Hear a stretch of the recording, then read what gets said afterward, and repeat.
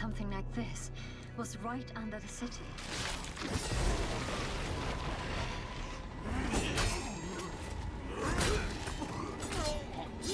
What fearsome power! Be careful! Oh, Richard! Everything you and your awful kind put him through, too. Were you feeling left out? Here, let me show you something to cheer you up.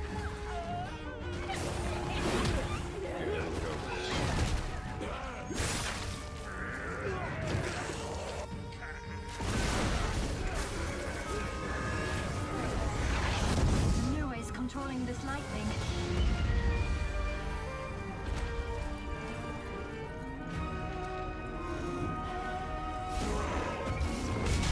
I don't have time for these stupid games! Oh, I'm terribly sorry. Anyway, do enjoy.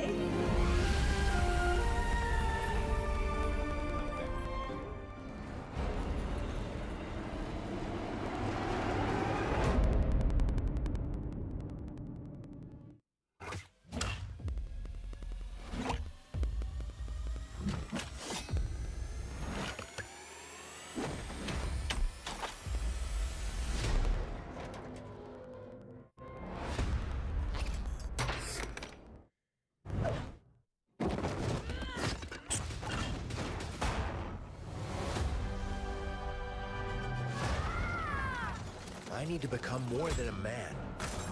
I need to become a symbol. What did you have in mind?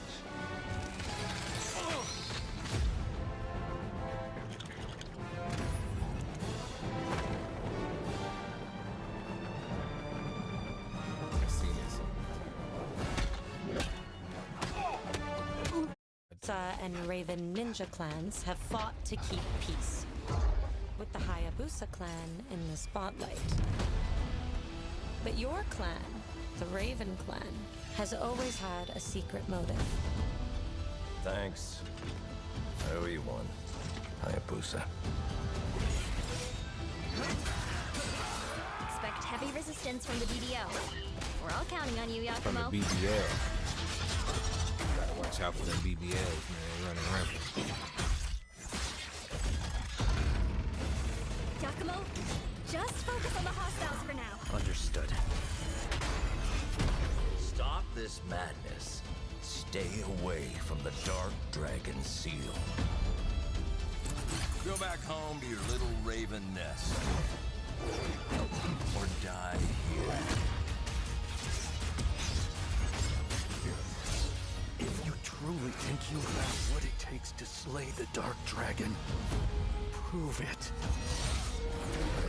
The very fiend that resurrected the Dark Dragon years ago. Even a mortal such as yourself has heard of me? I'm sure. Die, insect.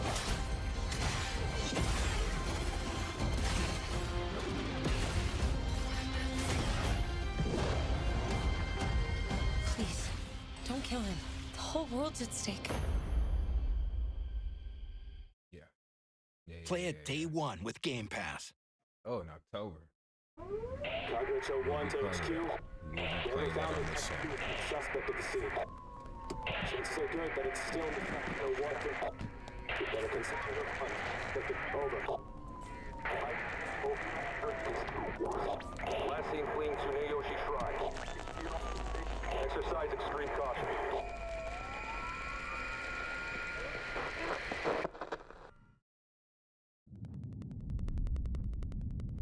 You saved my life. Too easier to control. It's time to wake up. Never found a suspect at the scene.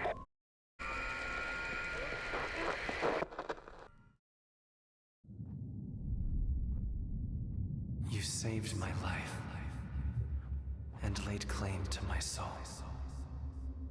In turn,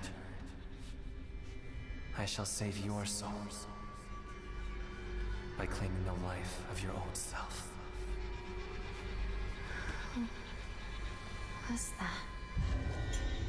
What is this place?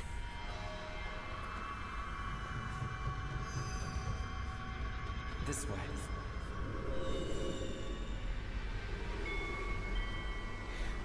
I better get going.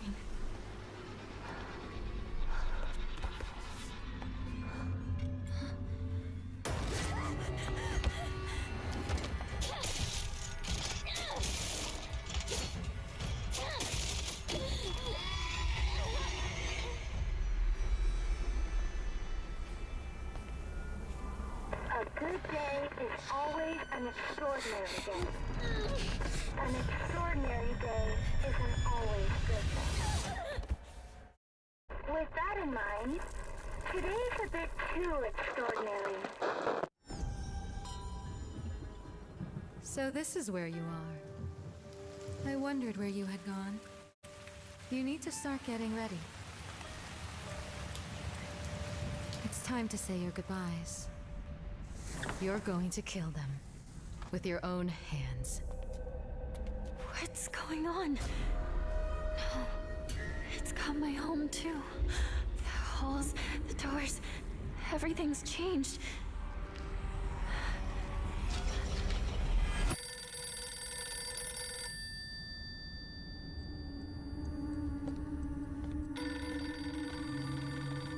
Tell me, who are you? Please. Just die. Great. Yeah. It must be hard for you to bid farewell to childhood friends.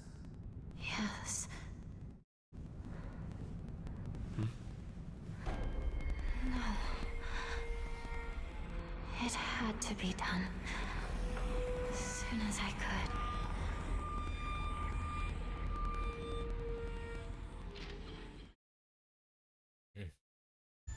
And now, a trailer for the part of the game you'll remember more than the ending. The end. Oh. The end. Oh.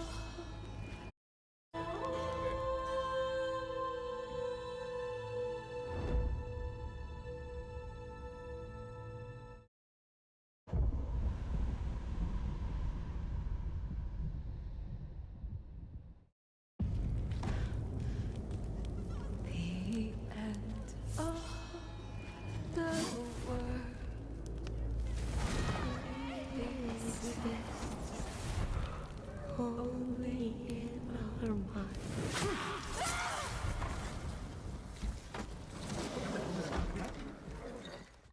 Are you going to give me a line? Can't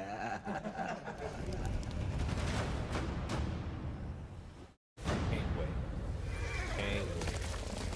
Definitely playing that on this channel too. We beat the first one, obviously. We started to play the next one. We started to play a new game. The new game first one. Swordsmith's daughter. I watched that tree burn. How did you escape? Same way. I survived every battle. The thought of killing you. That looked like more from the music. And my music.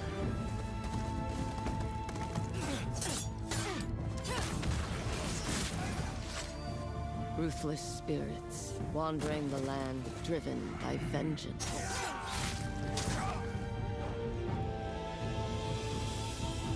Sometimes I feel like that is what I am.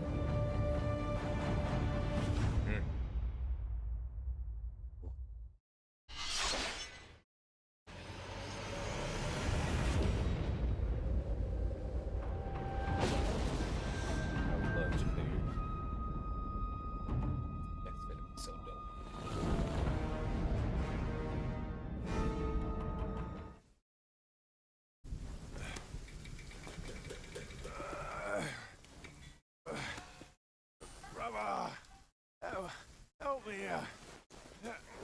You ain't even trying. It's all me.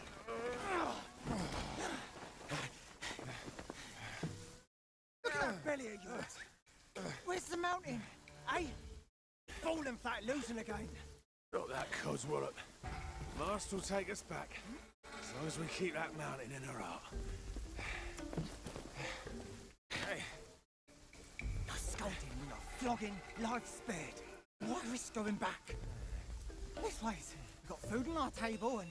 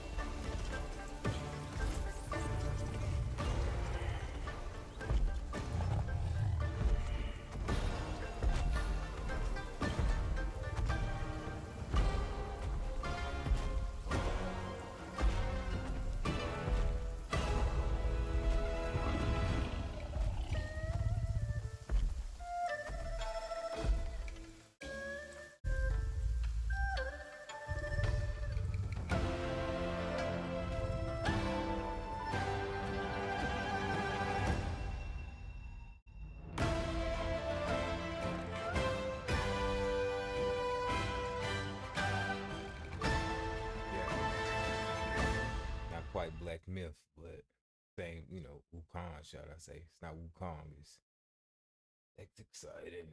That's exciting. Playing all of them, all of them playing them for sure. Absolutely. Up in Adam's show, Romo Dunze and DJ Moore were there, and they were asked about the preseason game and a number of things. And when it said to it, DJ Moore said this. He came in and said 38 points was good, and the fans booed us. And he said, duly noted. So waiting to see what that means. I'm glad that he was kind of happy that we won, but you never really know what he's thinking. I don't know if we put up enough points when we were out there. And listen, the fact the boos from fans, Bears fans are just weird. They're weird individuals. You know, I talked about that yesterday. And, you know, with one thing is that when you have this much talent on the offensive side of the ball. I didn't mean to do that. Up in Adam's show, Romo Dunze and DJ Moore were there, and they were asked about the preseason game and a number of things. And when it said to it, DJ Moore said this. He came in and said 38 points was good, and the fans booed us. And he said, duly noted. So waiting to see what that means. I'm glad that he was kind of happy that we won, but you never really know what he's thinking. I don't know if we put up enough points when we were out there. And listen, the fact the boos from fans, Bears fans are just weird. They're weird individuals. You know, I talked about that yesterday. And, you know, with one thing is that when you have this much talent on the offensive side of the ball, it's naturally going to come with crazy expectations from Bears fans. That just is the reality of it. You're going to get crazy expectations because Bears fans, we aren't rational people. Most fans of teams aren't really rational people, but we're not rational people, right? You know, we got some things that of people saying in the comments recently, oh my God, Luther Burden's he's gonna pass up Romo Dunze. Yeah. And I'll knock on Luther Burden or anyone else, but like, you think that the player that they just drafted in the top 10, that they're going to pass up and not be on the depth chart, the guy that we heard has had the best chemistry with Caleb, was sometimes, you know what it is? I'm realizing that there are a lot of sports fans in general, not just Bears fans, but sports fans in general that lack critical thinking, right? They take everything at surface level because they don't really understand the ins and outs, right? Ben Johnson, if the chemistry between Romo Dunze and Caleb Williams is anywhere close to how much they've been talking about, why would you expose that and give teams an opportunity to game plan for that in the preseason? Right. And everybody, and you know what it is? There's so many simple-minded and normal, right? Most people are simple-minded. Bears fans, they think that everybody else is, it's like when you have a conversation with generally stupid people, they assume that everybody is at that same level of stupidity as them. They don't realize it's really stupidity, so they think that everybody's at that same level. So thus, that's when you get a lot of stupid people that end up thinking that they're the smartest person in the room. And that's what it comes down to with some fans of sports teams, right? And, you know, it's the same thing for when we drafted Colston Loveland. Everybody's like, oh, my God, we're going to trade Cole Kmet right away. Can we get an opportunity to use a 12-man personnel? Can we do that before we start talking about taking away talent? It's just those levels. I told y'all yesterday, I'm no longer being nice to motherfuckers. Like, I've reached my wits end with that, right? But, you know, the expectation that a lot of people have with this Bears team, and, you know, it's again, I say it honestly, in earnest, that some of that comes with the territory. When you have talent, when you have excitement over your team, some of that is going to come with unreasonable expectations and unreasonable, statements and things. So, that happens. But to hear that Ben Johnson took the boos that came from Bears fans after scoring 38 points and said, all right, bet, duly noted. I love the mindset that we're hearing from Ben Johnson. Up in Adam's show, Romo Dunze and DJ Moore were there. Crazy. Yeah, I don't understand the sentiment between a lot of, but it's okay. It's gonna be all right. Shout out to my guys.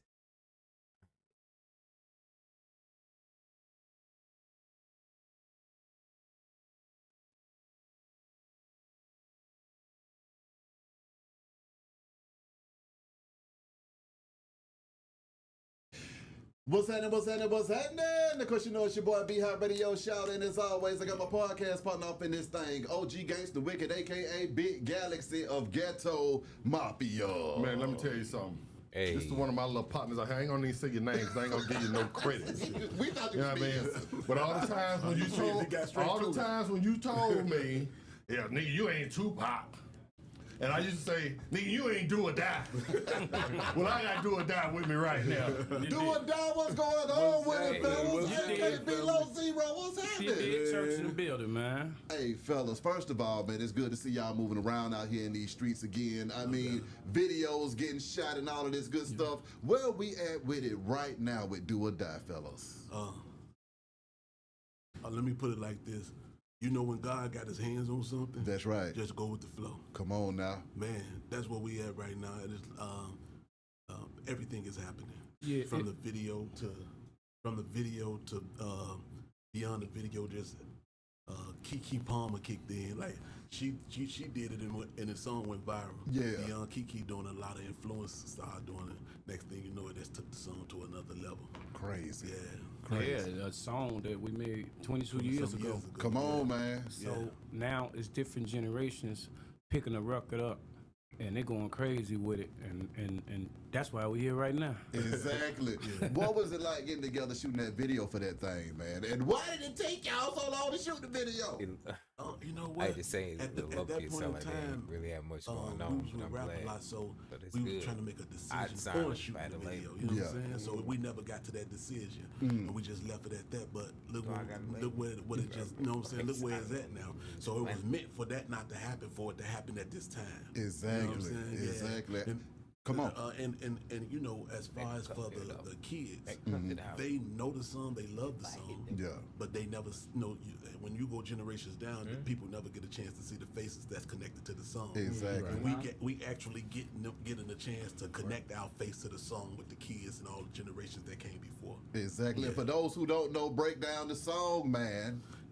Name, title, everything. Man, Do or Die, Do You, featuring Twister and Johnny P. Forever. Yeah, you did. How do y'all feel with Johnny P not being able to be here for the resurgence of Do or Die and just resurgence of OGs and hip hop all together? Because y'all got some shit with Johnny P. Yeah.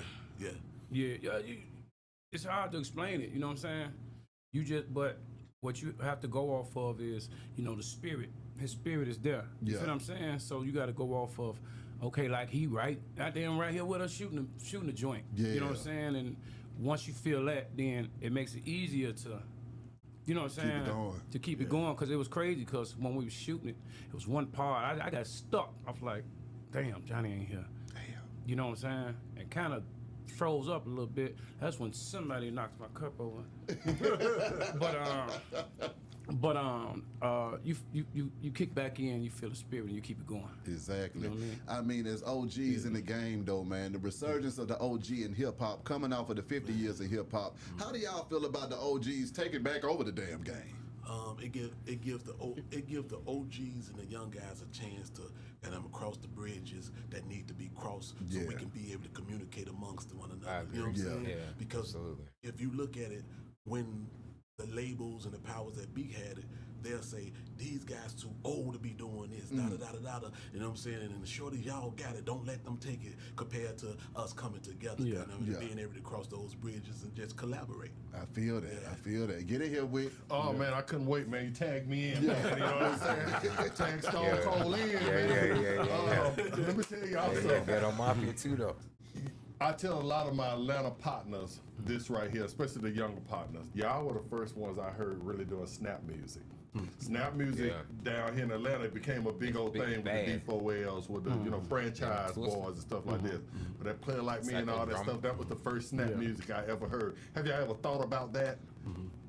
In the sense of, when you're doing music, I think it trickles down. Like, okay, so if we listen to something that the Isley Brothers did, you know what I'm saying? I think that trickled down. Or if Do or Die did something, that trickled down. You know what I'm saying? And so I don't think we never looked at it like somebody doing our style or nothing like that. I just think it was just, we was actually proud of it. Like cats catching on. You know what I'm saying? Cats doing something that we didn't did back in the day. You feel what I'm saying? So when you heard it, when you would hear the snap music from down here, that's the point I'm trying to get off. You recognize. That's our sound right there. We know that. That's what I'm talking about right Yeah, we know that. Now, the dope part about that is, man, we was down here probably like 3 times out of a month. Greg Street to bring us down, like, I'm talking about 3 times out of a month. I love to see this A-Town, Chicago, you know what I mean? So much love, man. We were so locked in, man. It was crazy, man. So this is home. I can't even say home. This is home. Yeah. When we dropped our album, this was our #1 market. Damn right. And I can tell that. And then it was Houston, and then it was Chicago. Wow. Wow. You know what I'm saying? But we had broke from the South, really. Yeah. You know what I'm saying? Chicago was our hub anyway. You know what I mean? But we had broke from the South, being with Rap-A-Lot and being with, you know what I'm saying? Just so that South movement was more heavier. Exactly. You know what I'm saying? And then the distributor was on the West Coast. See that? So we had a heavy fan base there too. You know what I'm saying? Crazy. Then it got into the Midwest. Yeah. With y'all coming, out of, the Midwest, out of Chicago, and y'all sound that when I listen to the sound today, I would just need crucial conflict. You know what I'm saying? I think to myself, I'd be like, I hear a lot of stuff from Bone Thugs, them, from Eminem, them. Y'all that style that y'all put out there. How did y'all come up with that? How did y'all come up with the slick flow and where did that come from? Come from our background, you know what I'm saying, of what we seen in the streets and what we was connected to, you know what I'm saying? So you gotta remember, Twisted was already doing the style. We just brought it from the streets into that style, you know what I'm saying? So we just connected the street to Twisted style and we slowed it down. Yeah, slowed it down, You know what I'm saying? Yeah. I mean, I just say I love to see that. You know what I'm saying? Just being from Chicago. I was born in Chicago, raised in Atlanta. I remember cousin Ian came down and he brought down his Crucial Conflict album. It was back in it had to be like 94, 95 or something like that. I don't know. Every time he came from Chicago, he always came with some dope music. He was in Chicago, and that was the first time I ever heard the Fiend album from No Limit. First time I ever heard Fiend album, but nonetheless though, man, that Crucial Conflict album, we ended up learning it back and forth, word for word. To this day, I know that whole Crucial Conflict album damn near. Do or Die though, they had an album like I listened to the whole thing. I don't know if most people did, but I guess from feeling like I was being from Chicago, I felt like I really need to know all this. So them Twister, Psychodrama, I mentioned him before, but they so dope. And then it's crazy that they with Ghetto Mafia, who, if you from the east side of Atlanta, you know about Ghetto Mafia. You know what I mean? Like straight from the deck. Like anyway, so that was actually a really dope interview. I didn't even know that. I guess that was Wicked in them state channel or something. I don't know, Beehive ATL. Damn, we got 345 subscribers. Shout out to them. I'll go ahead and subscribe myself. Yeah, that was dope though. When y'all hooked up with Jay-Z, when y'all got that call from the NY, what was that like when you first heard that track? How did that make you feel? And then doing that collaboration with Jay-Z, what frame of mind was you at when it was time for Big Pimp? when we got the call for that, we had gotten the call before because they wanted Pimp to be on just a week ago with Too Short. But this was right in the middle of the East Coast, West Coast beef. And Pimp had just built this new studio out in his house in Mableton. He was living here.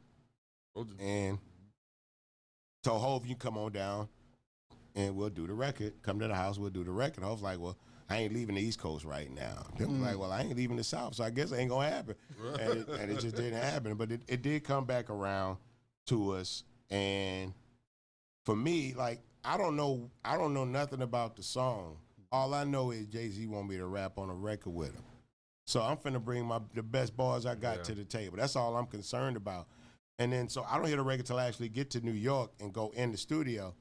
And it's different, right?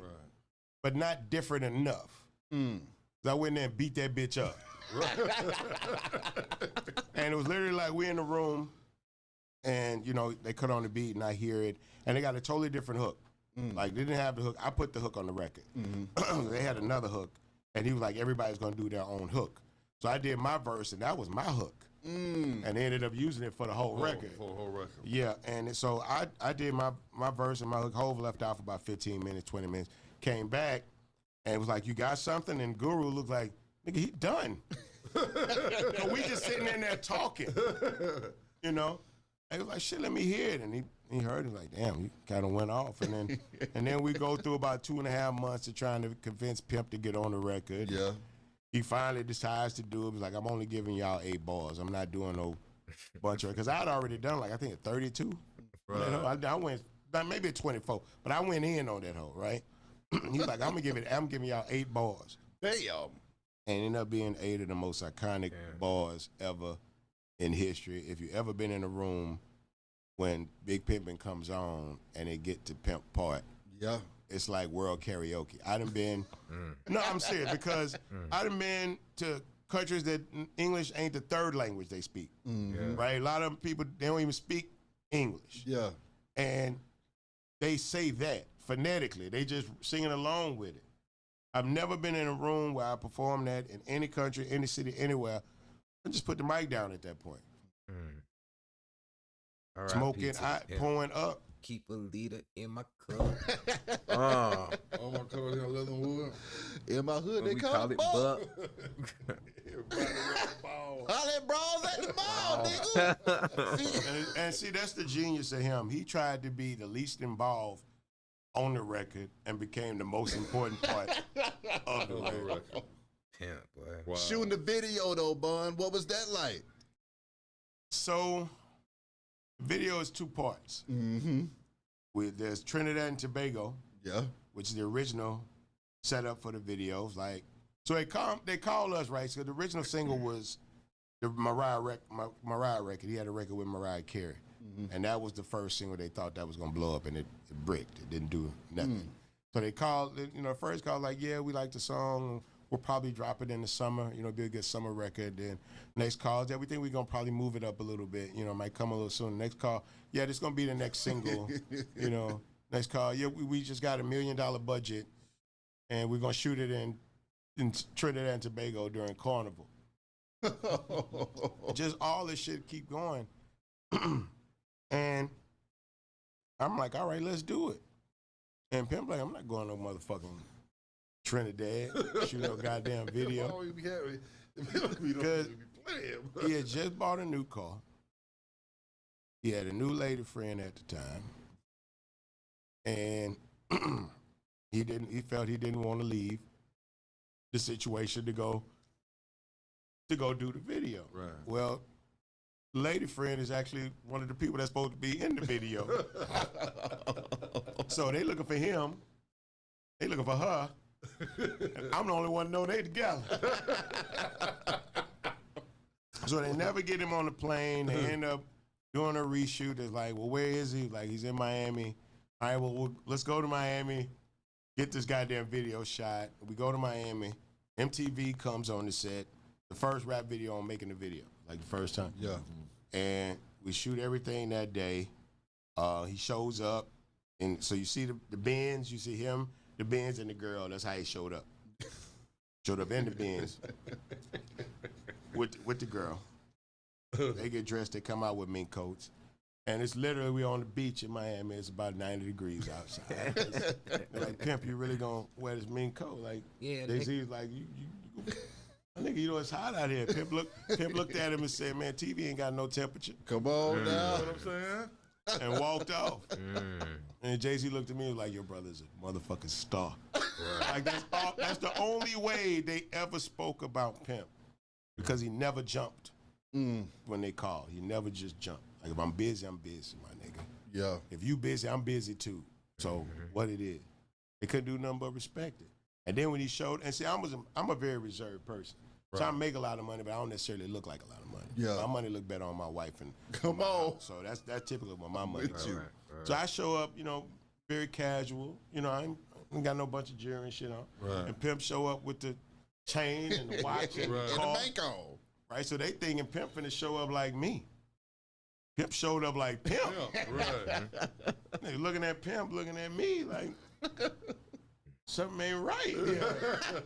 Pimp like, nah, man, Bumpy don't spend his money on that shit, man. He don't spend his money on that dumb shit. I was like, oh, okay. Like, oh, so you niggas thought we was broke. Oh.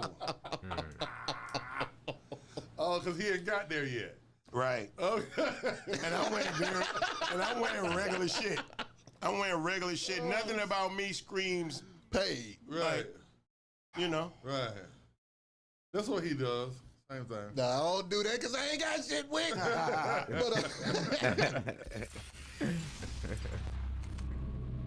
Hey, I like that channel. That's dope. Yeah, they channel dope. That's dope.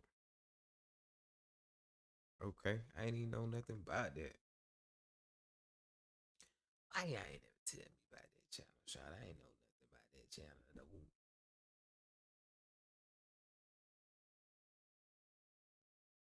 I think the offense did really good today. You guys have been putting in a lot of work in training camp. How's it feel to go out on national TV and put up 38 points? I feel like the operation was fast today. You know, we got points so fast, and so I think the offense did really good today. You guys have been putting in a lot of work in training camp. How's it feel to go out on national TV and put up 38 points and have the first team and second team playing all offense? That's what you do it for, man. We put all the work in throughout the week. You know, we had a great week of prep, and it just shows. So. What makes a great week of prep for you guys? Just coming in, getting the details right, just making sure everybody know their assignment, and should we go out there, play fast, play for each other. Do you guys feel like you're peaking in that area, like starting to really stack those kinds of days together, or is that what it's always been? Yeah, that's highly important. We're just trying to continue to stack the days of practice, and it's gonna show on Sundays. For you personally, how much more comfortable are you in this offense than you were? I'm getting more and more comfortable every day I'm out there. So. As you learn more about this offense, how big is that play idea, yards after the catch, and just giving you guys a space? Huge, especially with people that we have on the team, playmakers that we have. The playmakers that we have, it's a big part of it, especially. I know it's preseason, but how good does it come out to feel, or how good does it feel to come out and play that well on offense, especially in the first series? It's always good. It was kind of close. It's always good, and obviously, just putting all the work during training. How Weeder is standing. Playing at that level, preseason it feels good, but we know we just got to keep getting better. Let's go, Oz. How Caleb Williams today, just commanding the offense and just operating. Calm, very calm, like composed and just in the moment. It's good to see, and just gotta, like I said, just gotta keep doing it. You guys have been learning a lot on this offense. How much confidence does it give you guys to do it in a game like that, even though it is only preseason? It's always good. Like I said, it's always good to go out there and kind of see your work come to fruition. I'm just keep saying, just gotta keep building upon it. Lamine, what's the feeling like when you catch that ball in the open, you see open field, got a couple guys to beat? What's the feeling, and did you know you were going to score on that play? I mean, everything happens so quick. You have to make quick decisions. And I knew when I caught the ball, probably going to have maybe 1 or 2 people to make miss. And then I seen the post safety just kind of like stop his feet. But I thought he had a little bit more momentum, so I kind of stopped my feet. I was getting ready to cut, but I seen that he stopped his momentum like almost completely, so I just kept running. So you got to navigate a lot of things in that moment, right? Yeah, and, I mean, like I said, it happens quick, so you just gotta kind of trust your instincts and what you see at the moment, and then just roll. I know you're still learning Ben Johnson and his like tendencies in a game, but like when you see the score, you see that you guys are like still going for it on in the fourth quarter. What does it teach you just to kind of about his relentless? Like we're gonna put up a lot of points. We're gonna win this game by a lot. I mean, it's just how he is. It's just what he does, even throughout his career as a coach. Like you see that put up 50+ points last year 2 times. So, crazy. You just see like that's just who he is and how he rolls. So definitely an exciting part. Exciting to be a part of that. And you go out there and thought we executed well and took advantage of some of the mistakes that they made defensively and got points during that first drive and a few good points on the second drive. But all in all, it was some good stuff. I can't stand Grody in his face. I'm sorry, man. Look at his eyebrows in the background. You see him? He got this little smug look on his face. And we still got a couple of weeks or so, a week and a half left in camp, and some time still here to prep in Minnesota. So he ready to talk. I think it's a good thing we did today, but we got to do so. Yeah, I mean, I think I'm lucky in a way to have coaches that believe in me and that have given me opportunities in camp from the start, really to show that I can compete and that I can, be a contributor for this team. So that's been nice. And obviously coming in as a UDFA, you set these goals for yourself to work your way up that depth chart. So just keep my head down and keeping at it. What kind of things do you try to take from the guys that you're competing with and add to your game to maybe try to help run? Well, they're all so great. I mean, Braxton's an awesome vet. Every time, even today when I come off the field, he'd tell me, I saw this in your set, I saw that in your set, you did with this well. If you make sure you focus on this on the next time so they don't beat you with it. So a lot of good stuff like that. Braxton is such a pro, too, in terms of how he approaches walkthrough, those kind of settings that, those are things I've taken to heart. How difficult has the transition been from trying to learn right side and going to the left side? I think it's harder than maybe some people realize. It's not just doing the same thing because your dominant legs on the other side, your dominant hands on the other side. So there's been bumps in the road, but I appreciate the coaches sticking with me through it, and I think I've today I was happy with a lot of the stuff. So I think I'm kind of working through that. I think it was on Friday. Ben said that in regards to left tackle spot, he wants someone to go out there and win it. And yeah. See that yet. How do you guys kind of take that message? Yeah, I think it's just about being dominant, being consistent. He's right, absolutely.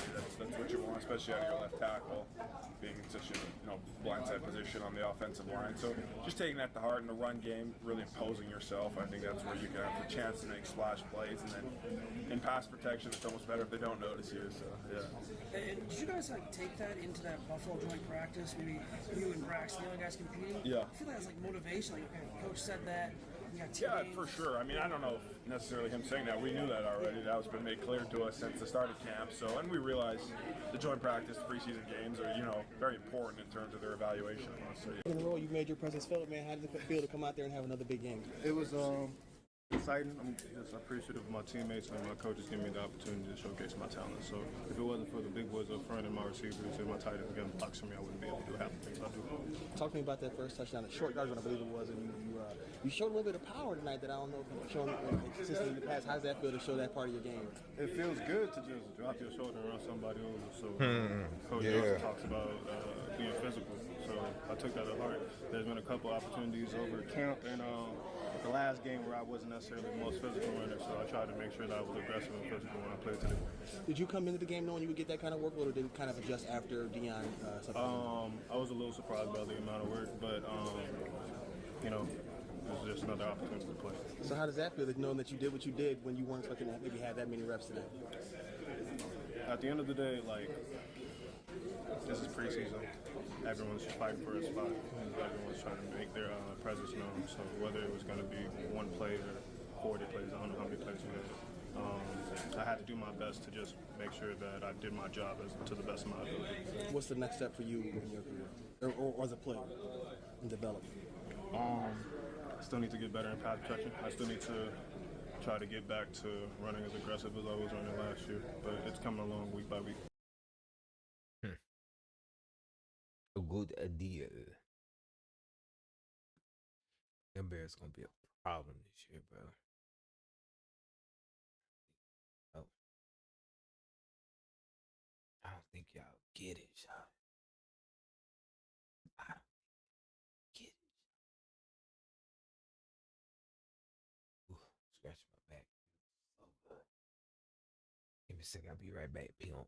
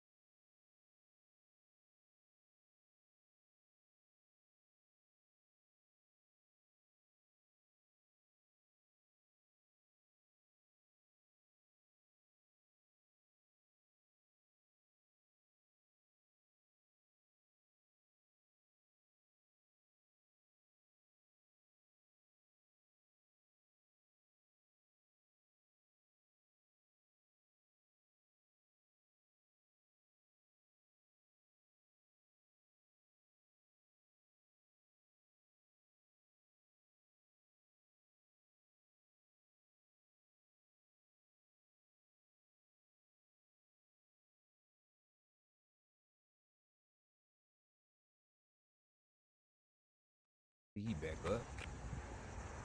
Season Hey. 7. I told y'all, man. The tank is coming back.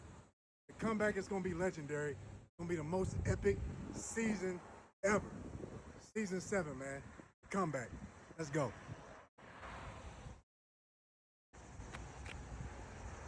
Season It's 7. actually good to see, I man. told y'all, man. The tank is coming back. Man, I used to watch the the comeback show. is going to be legendary. I used to watch all of them. Now I come in whenever I want. And, yeah, he ended up getting shot and stuff real bad too. That was crazy.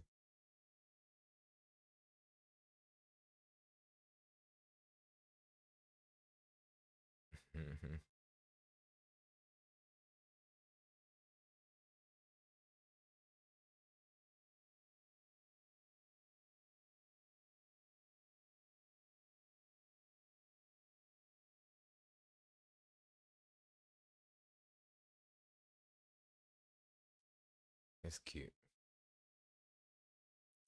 That's cute, man. My hair look crazy, man. Yeah.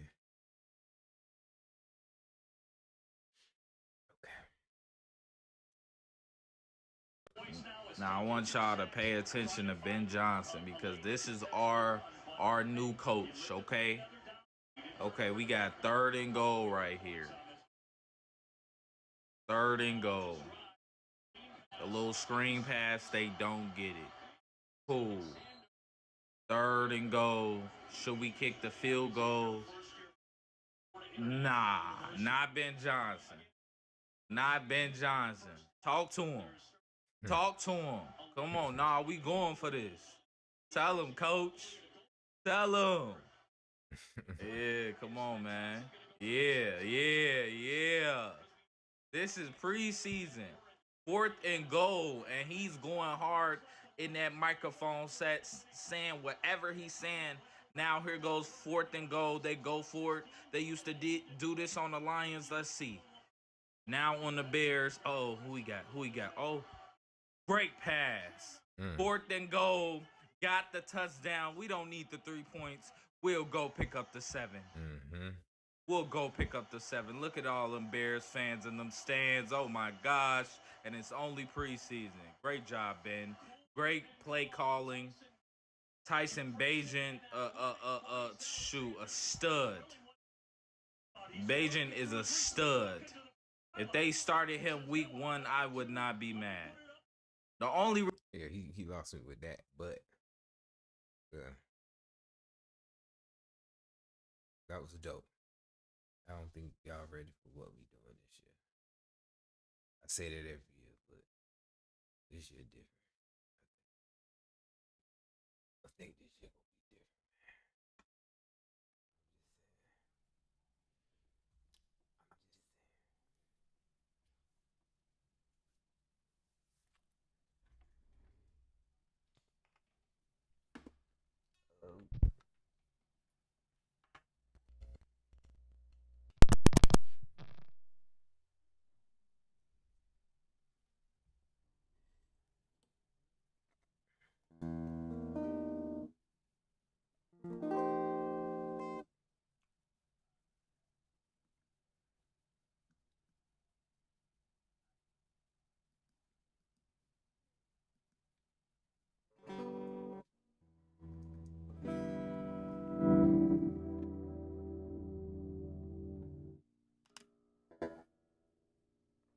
Thank you.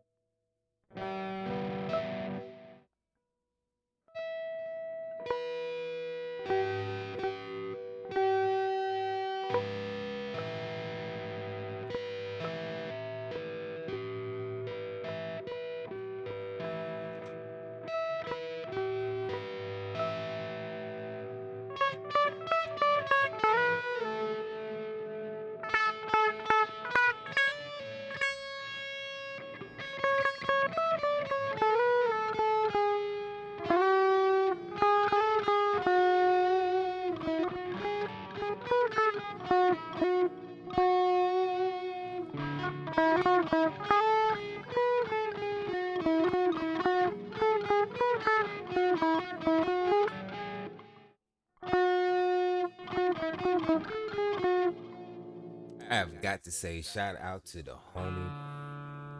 Man, I got to say shout out to the homie Jake who did my luthier work on my guitar. Man. He was frustrating.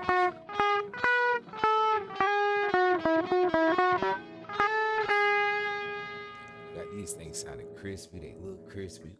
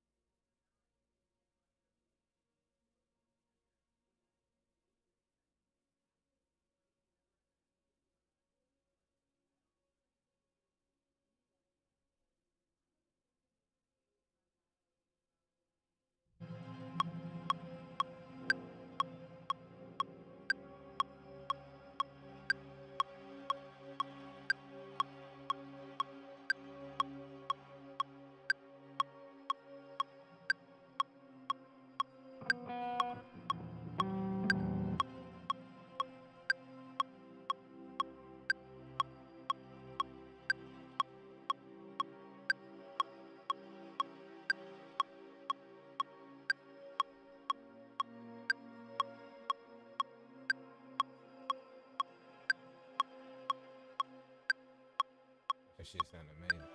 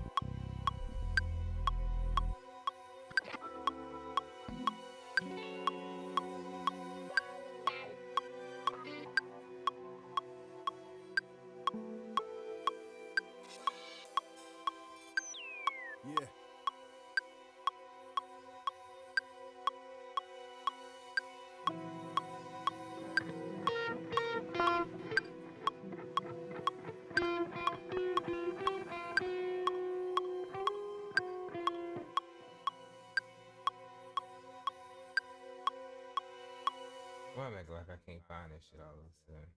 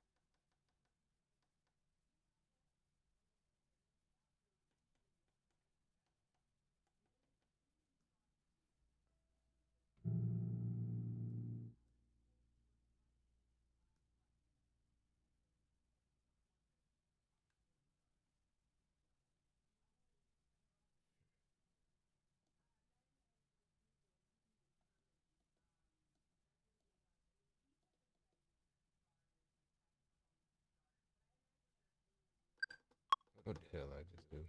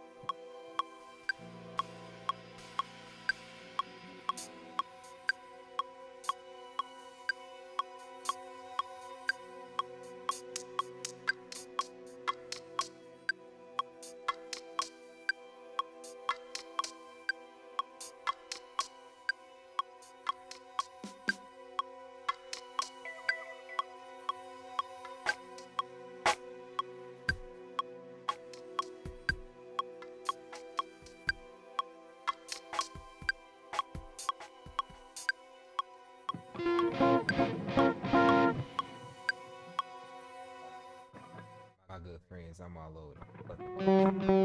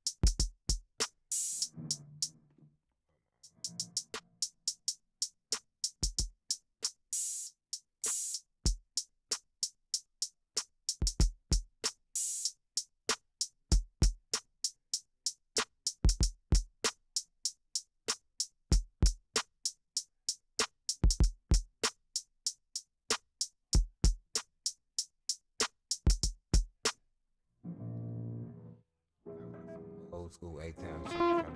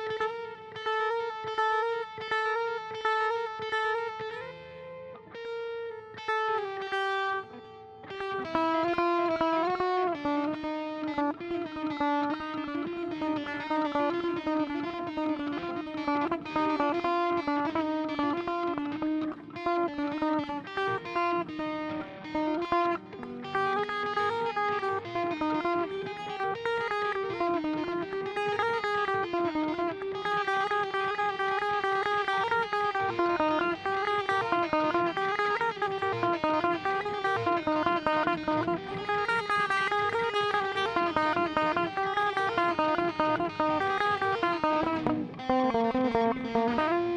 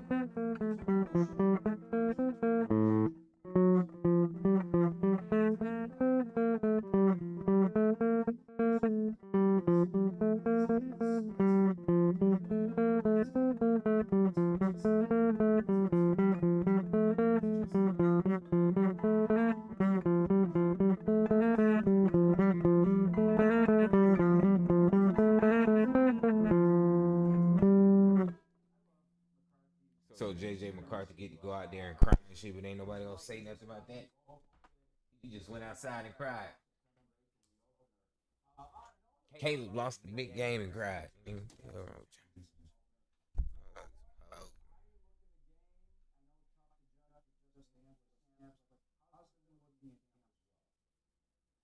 know, I think he looked good in the game. I think he checked every box. That he said he didn't have many boxes that he wanted to check. He said maybe there were other people, maybe doctors and trainers and things like that. When he showed off his athleticism, was faced with a 6 down. All right, man. We'll be back tomorrow. Tomorrow, Thursday, Friday. Yes, it's already Friday. So I'll be back later tonight. Y'all know how we do it. We're gonna really put some work in this weekend. All right, man.